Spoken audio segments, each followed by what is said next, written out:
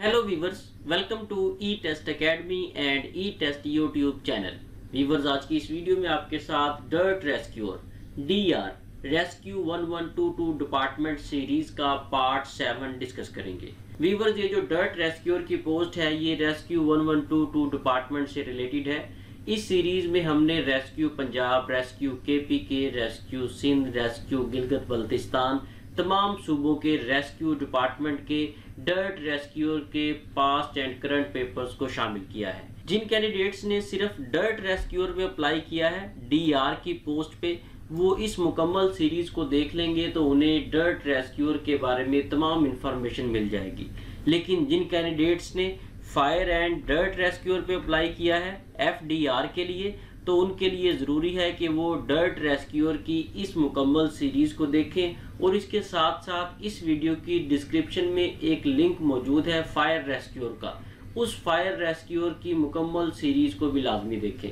इन दोनों सीरीज़ को तैयार करने के बाद ही आप फायर एंड डर्ट रेस्क्यूअर के पेपर को आसानी से तैयार कर सकेंगे, क्योंकि FDR fire and dirt rescuer की जो पोस्ट है इसमें एफआर फायर रेस्क्यूअर और डर्ट रेस्क्यूअर इन दोनों आसामियों को इकट्ठा कर दिया गया है। इन दोनों आसामियों को इकट्ठा करके एक नई post fire and dirt rescuer FDR को बना दिया गया है। इसलिए जिन कैंडिडेट्स ने डीआर पे अप्लाई किया है वो इस मुकम्मल सीरीज को देखें, जिन कैंडिडेट्स ने एफडीआर पे अप्लाई किया है वो फायर रेस्क्यूअर और डर्ट रेस्क्यूअर इन दोनों मुकम्मल सीरीज को देखें। इन तमाम सीरीज को बनाने के लिए हमने करंट एंड पास्ट पेपर्स से मदद ली है और इसके साथ साथ हमने मोस्ट इम्पोर्टेंट ट्रेड से रिलेटेड क्वेश्चंस को शामिल किया है।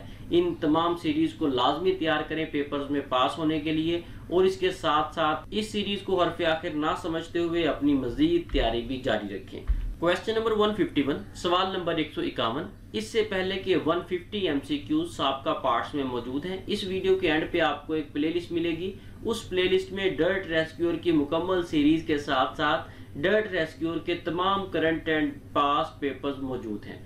A space that is narrow and there is not enough space for entry is called. ऐसी जगह जो तंग हो, जहां पर दाखिल होने की जगह भी ना हो, ऐसी जगह को कन्फाइंड स्पेस कहा जाता है। ऑप्शन बी यहाँ पर सही जवाब है। वीवर जी, आपके सामने कन्फाइंड स्पेस को डायग्राम में दिखाया गया है। ये तंग जगह है जहां पर बहुत मुश्किल से रेस्क्यूअर दाखिल हो रहा है। ऐसी तंग जगह जहां पर दाखिला मुश्किल हो उसे कन्फाइंड स्पेस कहा जाता है। Question number 152, confined space consist of minimum level of oxygen. Confined spaces जो होती हैं ऐसी तमाम जगहें जहां पर दाखिला मुमकिन नहीं होता, या ऐसी तमाम जगहें जो बहुत ज़्यादा तंग होती हैं वहां पर दाखिल होने में दुश्वारी होती है, ऐसी जगहों पर अमूमन ऑक्सीजन लेवल काफ़ी कम होता है। यहाँ पर ऑप्शन बी सही जवाब है।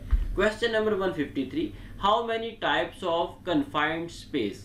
कन्फाइंड स्पेस की कितनी इकसाम है? कन्फाइंड स्पेस की 2 इकसाम है, जिसमें शॉर्ट डिटेल में लिखा हुआ है रिक्वायर्ड परमिट फॉर एंट्री और दूसरी है विदाउट परमिट। ये 2 कन्फाइंड स्पेस की टाइप्स हैं। आगे जाके हम इन दोनों टाइप्स को डिटेल के साथ डिस्कस करते हैं। Question number 154, what is required permit for entry confined space. ये जो हमने टाइप्स पढ़ी हैं कन्फाइंड स्पेस की, उसी के बारे में पहली टाइप के बारे में जिक्र किया गया है, रिक्वायर्ड परमिट फॉर एंट्री। ये टाइप जो है ये क्या है? The confined space which may have large number of hazard is called required permit for entry. Permit is necessary to enter such places. ऐसी तंग जगह जहां खतरात के इम्कानात ज्यादा से ज्यादा हों, ऐसी जगह को रिक्वायर्ड परमिट फॉर एंट्री कहा जाता है। ये कन्फाइंड स्पेस की जो पहली टाइप है ये वो है। ऐसी जगहों पर जब भी रेस्क्यूअर दाखिल होगा तो वो परमिट जरूर लेगा, इजाजतनामा जरूर लेगा। कोई भी सेफ्टी डिपार्टमेंट है, चाहे वो रेस्क्यू का डिपार्टमेंट है या कोई मल्टीनेशनल या कोई भी ऑर्गेनाइजेशन है, फैक्ट्री है, फर्म है, वहां पर जब भी आप किसी ऐसी जगह पर दाखिल होंगे कन्फाइंड स्पेस पर जहां पर खतरात ज्यादा से ज्यादा हों, तो वहां पर दाखिल होने के लिए जरूरी है कि आप अपने सीनियर से, जो भी आपका कमांडर है, इंसिडेंट कमांडर, उससे आप परमिट लें, इजाजतनामा लें। CSSR के SOPs के मुताबिक कोई भी रेस्क्यूअर या कोई भी सेफ्टी ऑफिसर जब कन्फाइंड स्पेस में दाखिल होगा तो उसके पास परमिट होना ज़रूरी है। विदाउट परमिट वो ऐसी जगहों पर कभी भी दाखिल नहीं हो सकता जहां पर हैजर्ड्स ज़्यादा से ज़्यादा हों। ये आपकी मालूमात में इजाफा के लिए काफ़ी डिटेल से बताया गया है। Question number 155, what is without permit confined space? Without permit confined space क्या होती हैं? व्यूअर्स, ये कन्फाइंड स्पेस की दूसरी टाइप है। The confined space that may have minimum hazard and clear environment is called without permit confined space. ऐसी तंग जगह होती है ये जहां पर खतरात कम से कम हो और माहौल भी ठीक मालूम हो। ऐसी कन्फाइंड स्पेसिस को विदाउट परमिट कन्फाइंड स्पेसिस कहा जाता है। व्यूअर्स, मजीद आगे जाने से पहले आपसे रिक्वेस्ट है कि वीडियो को लाइक जरूर कर दें।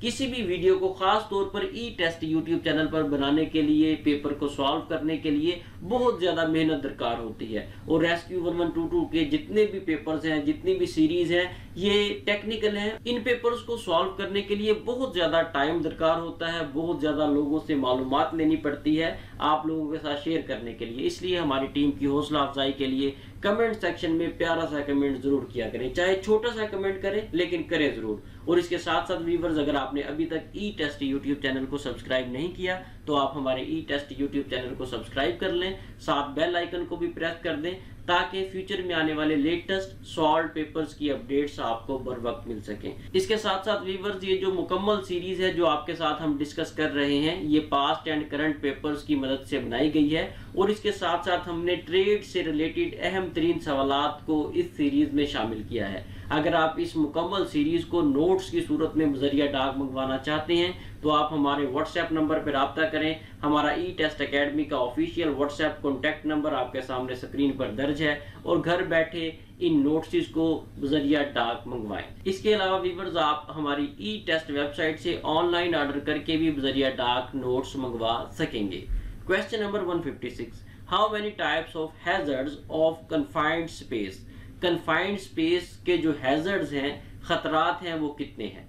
व्यूअर्स, जो तंग जगह होती हैं, जो कन्फाइंड स्पेसेस होती हैं, वहां पर अमूमन 7 तरह के हैजर्ड्स हो सकते हैं, जिसमें atmospheric hazard, physical configuration hazard, mechanical hazard, electrical hazard, noise hazard और वाइब्रेशन हैजर्ड शामिल है। कन्फाइंड स्पेसिस पर किसी रेस्क्यूअर को या सेफ्टी ऑफिसर को इन हैजर्ड्स का सामना करना पड़ सकता है। Question number 157, how many hazards are included in atmospheric hazard? माहौल के जो खतरात हैं वो कितने किस्म के हो सकते हैं? व्यूअर्स, आपका क्वेश्चन में हमने हैजर्ड्स की टाइप्स पढ़ी थी और एटमॉस्फेरिक हैजर्ड जो है उसकी पहली टाइप थी। अब इस क्वेश्चन में ये पूछा गया है कि आप ये बताएं कि जो माहौल के खतरात हैं, एटमॉस्फेरिक हैजर्ड्स हैं, आगे वो कितने किस्म के हो सकते हैं? एटमॉस्फेरिक हैजर्ड जो है ये 6 किस्म के हो सकते हैं, जैसा कि आपके सामने शॉर्ट डिटेल में लिखा हुआ है। ऑक्सीजन डेफिशिएंट एटमॉस्फेयर, ऑक्सीजन की कमी। ऑक्सीजन एनरिच्ड एटमॉस्फेयर, ऑक्सीजन की ज्यादती। फ्लेमेबल एटमॉस्फेयर, ऐसा माहौल जहां पर आग लगने का खतरा हो या आग लगी हो। टॉक्सिक एटमॉस्फेयर, जहरीली गैसों की मौजूदगी। कोरेसिव एटमॉस्फेयर, ऐसा माहौल जहां जिल्द पर चुभन महसूस हो। अगर हवा में मुख्तलिफ केमिकल्स के असरात मौजूद हैं तो हो सकता है आपको जिल्द पर चुभन महसूस हो। छठे नंबर पे हमारे पास है एस्पिएटिंग एटमॉस्फेयर, गला घुटने वाला माहौल। व्यूअर्स, एटमॉस्फेरिक हैजर्ड में माहौल के जो खतरात हैं उनमें ये 6 किस्म के खतरात हो सकते हैं। Question number 158, how much oxygen deficiency में कॉजेज ऑफ डेथ? ऑक्सीजन की कमी कितने फीसद हो जाए तो मौत वाक़या हो सकती है? व्यूअर्स, अगर ऑक्सीजन डेफिशिएंसी, ऑक्सीजन की कमी 4 से 6% तक हो जाए तो मौत वाक़या हो सकती है। नोट कर लें, ये जो मालूमात आपको बताने जा रहा हूँ शॉर्ट डिटेल में, ये मोस्ट इंपॉर्टेंट है। बहुत से पेपर्स में ये क्वेश्चन रिपीट हुए हैं और पेपर से हटकर भी आपकी पर्सनल लाइफ में आपके काम आएंगी। माहौल में, फिजा में या हवा में ऑक्सीजन की जो नॉर्मल मिकदार है वो 21% होती है।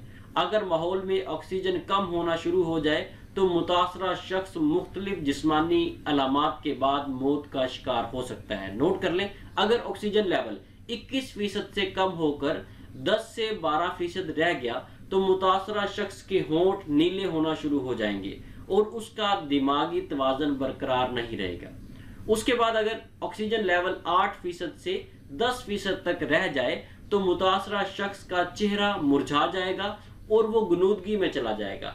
अगर ऑक्सीजन लेवल 6% से 8% रह जाए तो मुतासरा शख्स कोमा में जा सकता है या मरीज की मुतासरा शख्स की मौत भी वाक़या हो सकती है। वीवर जी, आपको जो तीसरा लेवल बताया है जिसमें ऑक्सीजन लेवल 6 से 8% रह जाए, तो इसमें अगर पेशेंट, मुतासरा शख्स या रेस्क्यूअर जिस्मानी तौर पर मजबूत है तो वो कोमा में जा सकता है। अगर वो जिस्मानी तौर पर मजबूत नहीं है तो हो सकता है उसकी मौत वाक़या हो जाए। चौथे लेवल में ऑक्सीजन अगर 21% से ऑक्सीजन कम होकर 4 से 6% अगर रह जाए तो मुतासरा शख्स की मौत वाक़या हो जाएगी।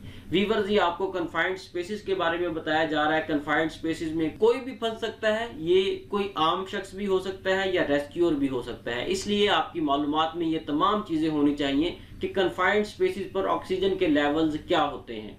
Question number 159, how many types of whistle signals are used in rescue और सेफ्टी डिपार्टमेंट्स। रेस्क्यू डिपार्टमेंट्स, कोई भी रेस्क्यू डिपार्टमेंट है, चाहे वो पाकिस्तान का है या फॉरेन कंट्रीज का है या कोई सेफ्टी डिपार्टमेंट है, वहां पर सीटी की मदद से कितने किस्म के सिग्नल दिए जाते हैं। वीवर्स, सीटी की मदद से रेस्क्यू में या सेफ्टी डिपार्टमेंट्स में 3 किस्म के सिग्नल्स दिए जाते हैं, जिसमें 1 लॉन्ग विसल सिग्नल है, एक लंबी सीटी है। दूसरे नंबर पर एक लंबी सीटी बजाई जाती है और उसके साथ एक छोटी सीटी बजाई जाती है। तीसरे नंबर पर जो सिग्नल है उसमें 3 छोटी सीटियां बजाई जाती हैं। ये 3 विसल सिग्नल्स हैं जो रेस्क्यू में या सेफ्टी डिपार्टमेंट्स में इस्तेमाल होते हैं। Question number 160, what is mean by 1 long whistle signal.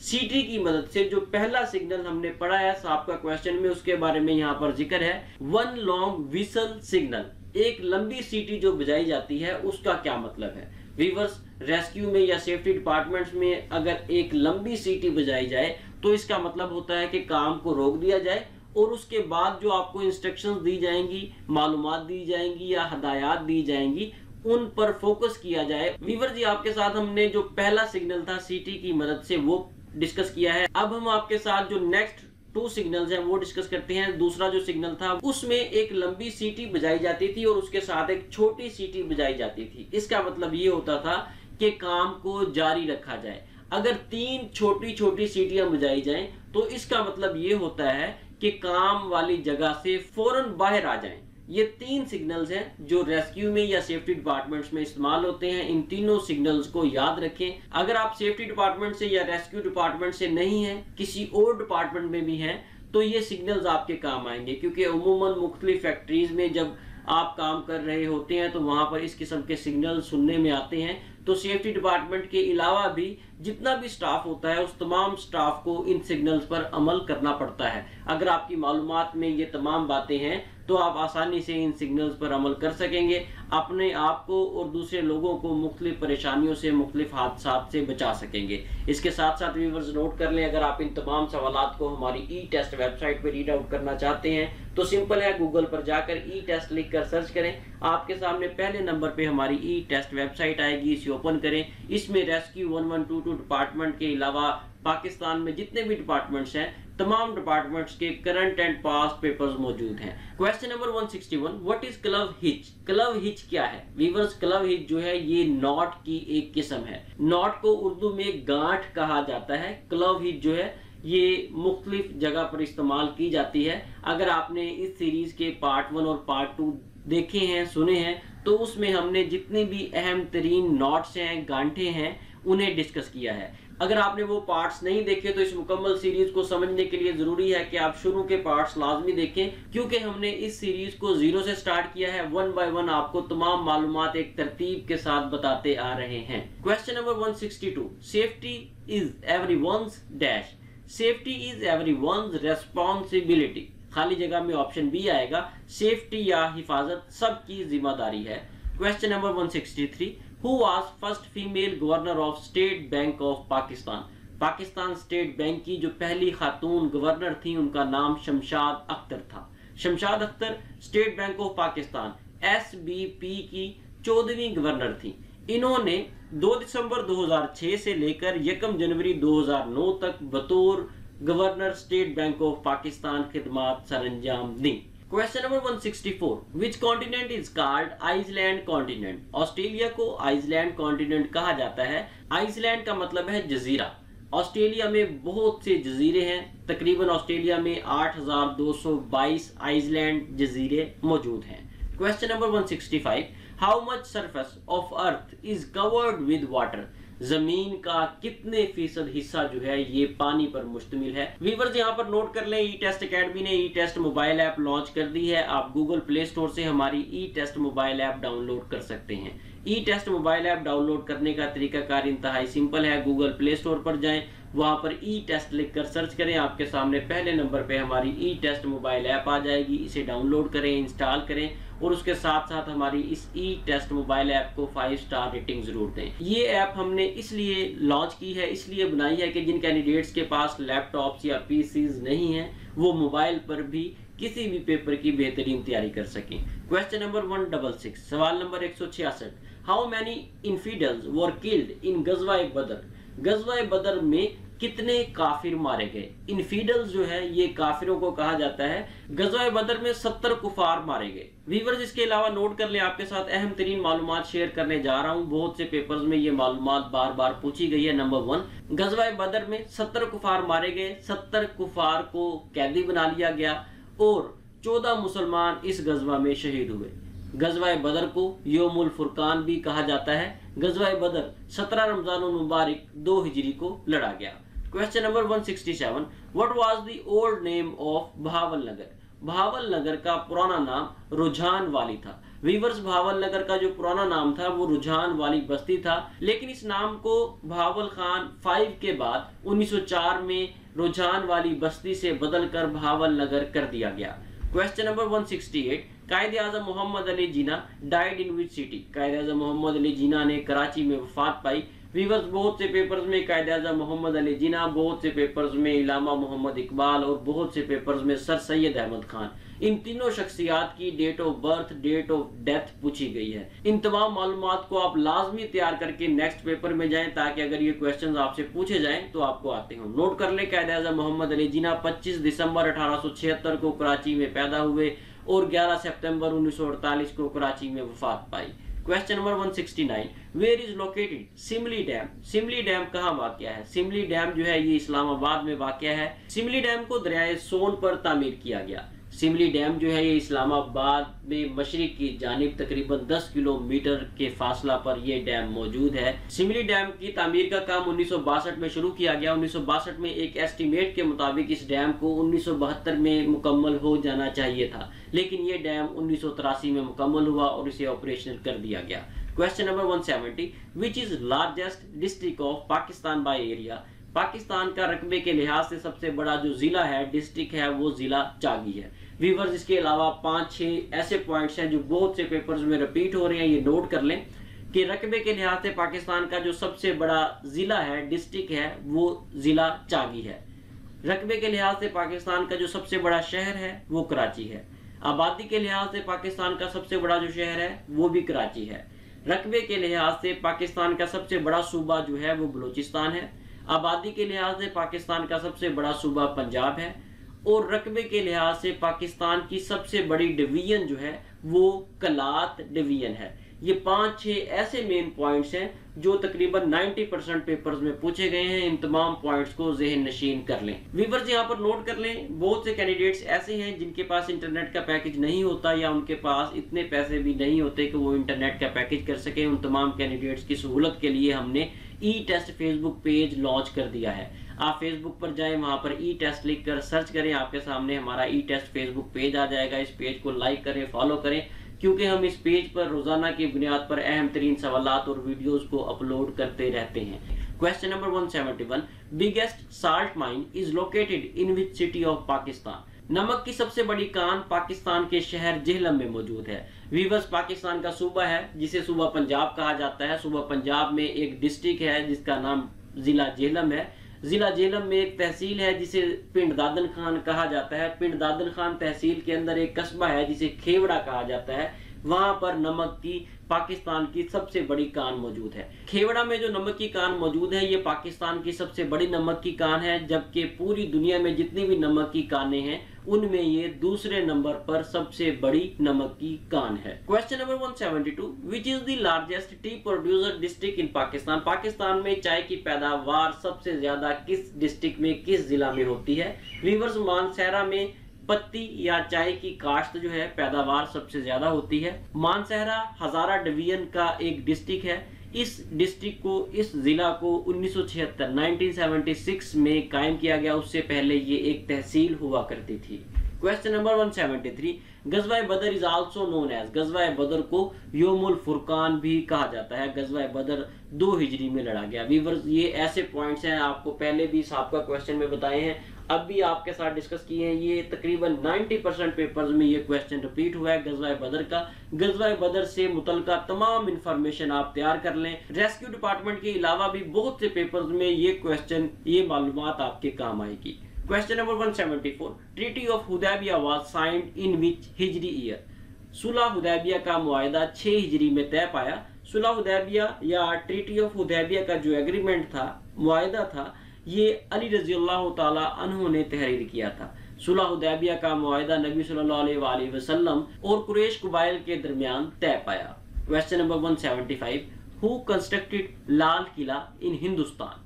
Hindustan में लाल किला किसने तामीर करवाया? हिंदुस्तान में लाल किला शाहजहां ने तामीर करवाया। वीवर्स, 1638 में शाहजहां ने जब फैसला किया कि वो अपनी रियासत का जो कैपिटल है, दारुल हुकूमत है, वो आगरा से बदलकर दिल्ली को बनाएगा, तो तब इसने 1638 में दिल्ली में एक किला कायम किया जिसका नाम लाल किला रखा गया। हालांकि ये जो किला है ये सुर्ख और सफेद किस्म की ईंटों से, पत्थरों से बनाया गया था, लेकिन इसे लाल किला का नाम दिया गया। इस किला का जो नक्शा था वो उस्ताद अहमद लोहारी ने बनाया था। ये उस्ताद अहमद लोहारी वही हैं जिन्होंने ताजमहल का नक्शा बनाया था। वीवर्स, ये जो लाल किला है इसे रेड फोर्ट या ब्लेस्ड फोर्ट भी कहा जाता है। इसके साथ ही वीवर्स हमें इजाजत दें। इंशाल्लाह नेक्स्ट वीडियो में डर्ट रेस्क्यू और DR रेस्क्यू 1122 सीरीज के पार्ट 8 के साथ दोबारा हाजिर होंगे। हमारे साथ रहें। ई टेस्ट यूट्यूब चैनल को सब्सक्राइब कर लें ताकि रिमेनिंग पार्ट्स की अपडेट्स आपको बर वक्त टाइम टू टाइम मिलती रहें। अल्लाह हाफिज।